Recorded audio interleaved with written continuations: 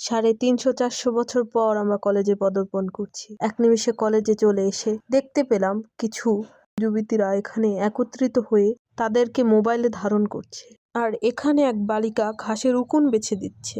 তো আমরা সকল কিছু উপেক্ষা করে উপরে চলে এসে দেখতে পেলাম নিচে আরও কিছু দামড়া বালিকারা নিজেদের এক্সকে ভেবে ফিদারকে পিটিয়ে যাচ্ছে নিষ্ঠুর ও অমানবিকভাবে। তারপর জ্ঞান প্রাপ্তি করে আমরা উপর থেকে নিচে নামছি একটি পান্ডা ও গোস্তবিহীন হাড্ডিকে নিয়ে।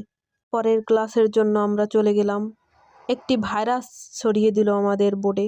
সেই ভাইরাস থেকে মুক্তি পাওয়ার জন্য সকলে রিসার্চ শুরু করে দিল, এবং আমার বান্ধবী সেই রিসার্চে সফল হওয়ার জন্য নিজের মাথার সকল গোবর ঢেলে দিল এর ভিতরে। সকল রিসার্চের পরে আমরা এখন যাইবার কালে একটু ঢং করিলাম। আমার বান্ধবীকেও বলিলাম একটু ঢং করিতে, সেও করিল।